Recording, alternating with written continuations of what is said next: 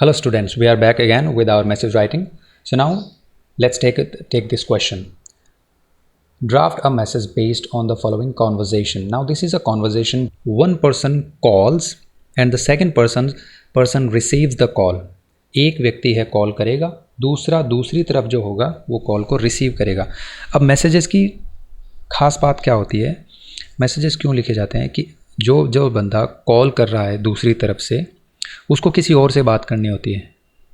यानी कि मान लेते हैं कि उसने हमारे घर पे कॉल किया किसी और से बात करने के लिए, मान लो हमारी बहन के लिए या भाई के लिए या पापा मम्मी से बात करने के लिए, और वो उस वक्त घर पे नहीं है और बाई चांस फ़ोन हमने उठा लिया या क्वेश्चन के अंदर जो जिसका नाम दिया है उसने उठा लिया, तो फ़ोन जिसने उठाया है वही मैसेज लिखता है यहाँ पे. अब यहाँ पे देखो सिचुएशन क्या है, Ayesha and Divyansh.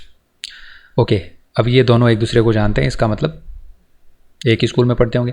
Now Ayesha says Divyansh is Nimisha home, so she is simply asking that is Nimisha there at home.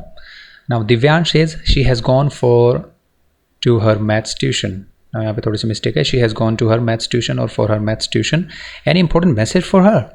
So Divyansh simply is asking for the message from Ayesha. Call किसने किया? आयशा ने. उठाया किसने? दिव्यांश ने कॉल उठाया है.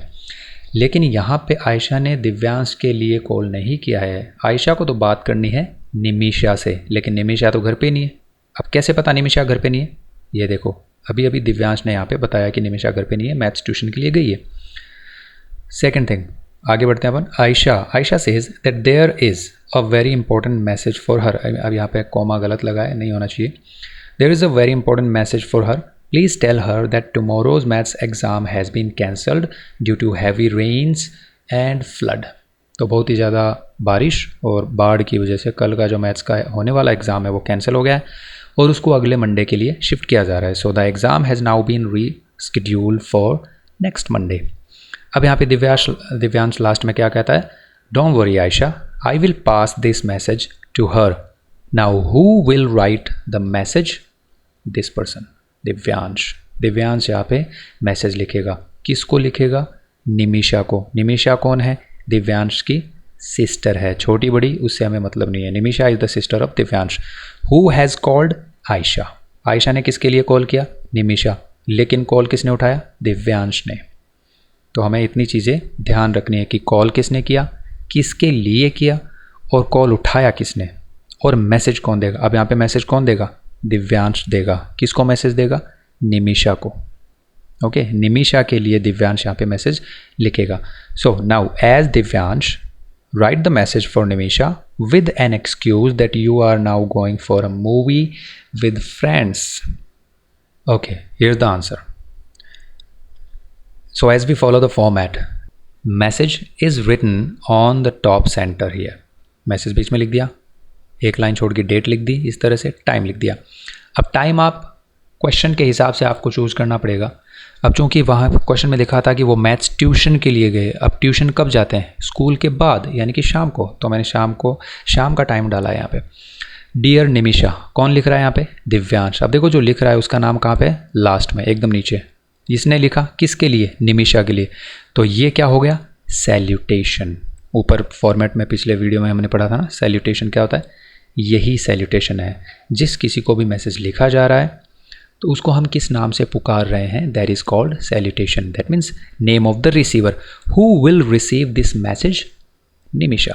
Okay, now what we have included in the body part, this is body part. अब यहाँ पे भी जैसे मैंने आपको नोटिस राइटिंग में बताया था कि एक सिग्नेचर लाइन होती है, एक सिग्नेचर सेंटेंस होती है, फ्रेज होती है, पार्ट ऑफ द सेंटेंस जो कि हम यूज़ करते हैं. मैसेज में भी होता है. Ayesha has called up to say, या Ayesha has called up to inform that. तो से और इन्फॉर्म की जगह हम एक चीज़ यूज़ कर सकते हैं, चाहे तो से चाहे तो इन्फॉर्म, क्योंकि एट द एंड क्या हो रहा है? जो कॉल कर रहा है उसने हमें एक मैसेज दिया है, तो या तो वो इन्फॉर्मेशन दी है या सिंपली बताया है, तो हम उस हिसाब से ये एक यूज़ करेंगे. That tomorrow's maths exam has been cancelled due to heavy rains and flood. ये उसका मैसेज था. The exam has now been rescheduled for next Monday. तो जो उसने हमें बताया वही हमने क्या कर दिया, बॉडी में लिख दिया। अब यहाँ पे क्वेश्चन में एक बात कही गई है, ये देखिए, विद एन एक्सक्यूज़, हमें एक बहाना भी बनाना है। एक्सक्यूज़ क्या है, that you are now going for a movie with friends. तो अब क्या होगा, हम तो घर पे रुक ही नहीं रहे, we are not staying at home. Divyansh, हम कौन है यहाँ पे, दिव्यांश। कौन लिख रहा है मैसेज, दिव्यांश। किसको लिख रहा है, निमिषा को। अब बहाना भी कौन देगा, दिव्यांश ही देगा। निमिषा ऑलरेडी घर के बाहर है, दिव्यांश को भी घर के बाहर जाना है, हालांकि इसको नहीं जाना, लेकिन क्वेश्चन में लिखा है कि बहाना बनाओ कि जाना है मूवी के लिए। तो यहाँ पे हम ऐड कर सकते हैं that I am going to watch movie with my friends now. I am going to watch movie with my friends now, so I am going outside to watch movie, ऐसा हम यहाँ पे जोड़ सकते हैं। तो ये हमारा मैसेज हो गया। अब आपको लास्ट थिंग क्या करनी है, ये मैसेज की फॉर्मेट आपको वीडियो को पॉज करके लिखनी है। इसके बाद आपको ये कॉपी में क्वेश्चन भी लिखना है। ऑलराइट, ये मैं अभी फिर से वीडियो को पॉज कीजिए और ये क्वेश्चन लिखिए।